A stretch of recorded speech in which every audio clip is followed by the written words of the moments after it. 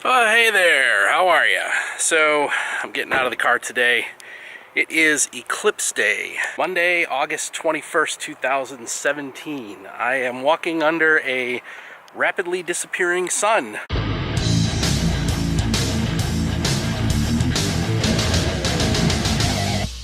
I figured there's probably a lot of Eclipse Day videos out there, and I don't want to do the same old, same old. I did think it might be interesting to take a look at myths and facts around solar eclipse.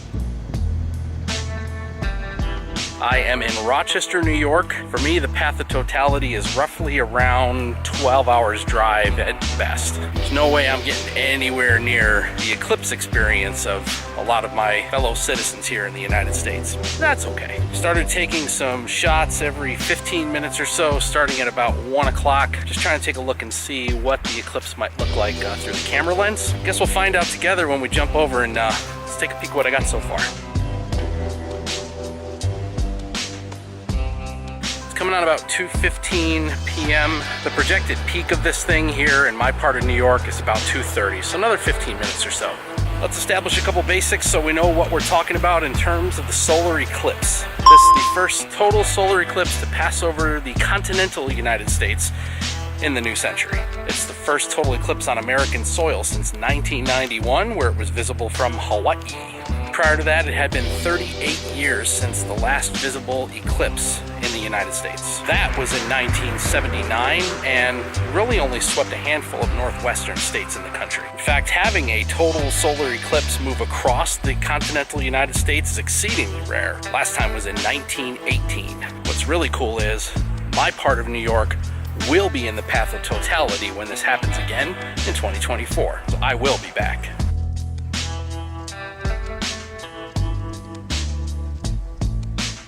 So how about some eclipse myths? Ancient Chinese believe that the eclipse took place because of a dragon. The dragon came out from beyond the stars to devour the sun. The ancient people of China would then create a lot of noise and have great big demonstrations to scare away the dragon and bring back the sun. The ancient Vikings believed that it was in fact a wolf named Skull. The wolf would attempt to steal the sun. And much like the ancient Chinese, Vikings would make a big old racket and chase it away. Other ancient cultures, of course, saw the sun and moon as deities and believed that there was a battle going on. Best example I've heard of so far is ancient African tribes that saw the battle between the celestial beings as a sign that they should reconcile their differences. Brief commercial interruption. I'm actually here with a colleague, Ben, and Ben has created one of these cool freaking light boxes. So, because right now, the footage you've been seeing as I've been talking, I can't see a damn thing, you can't see a damn thing. So why don't we take a look and see what we can actually see.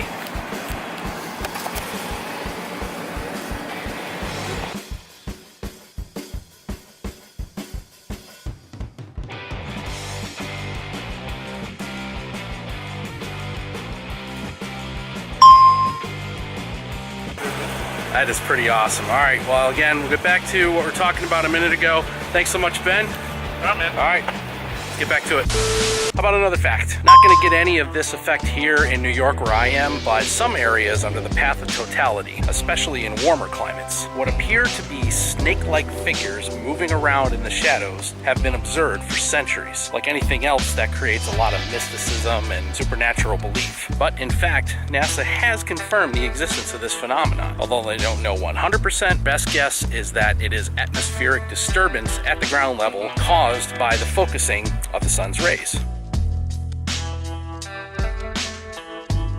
Two persistent myths or misconceptions that exist today are that the light rays emitting during the solar eclipse are somehow more harmful or poisonous than the standard sun's light. In Mexico, it's believed that pregnant women should not be out during a solar eclipse, and that the rays will somehow penetrate her body and damage the baby. In India, it's believed that food prepared just prior to the solar eclipse will become poisoned and should be thrown out. Obviously, there's no scientific basis for any of it.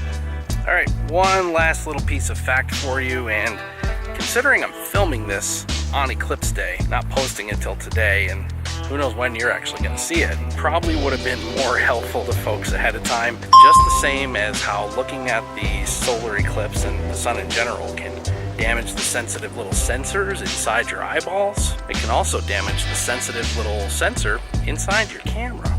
I hope you knew that ahead of time. Me personally, for me, all the shots you've been seeing of the sun up there, I'm taking on this thing.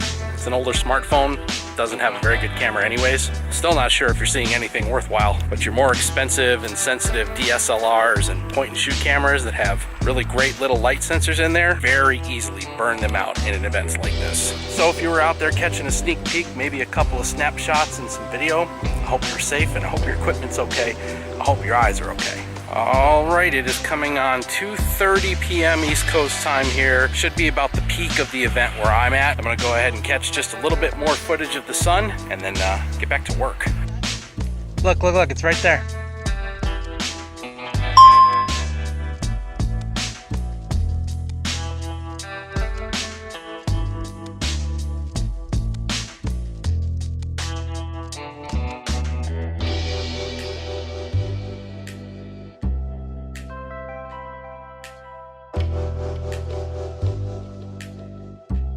So I hope you found my little list of myths and facts about the solar eclipse interesting.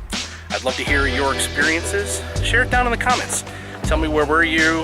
What did you see? Do you have any cool pictures or video you can point me to of your eclipse experience? Of course, as always, my friends, give it a like. If you like it, give it a subscribe, and I appreciate you. As always, thank you so much for watching. See you on the road.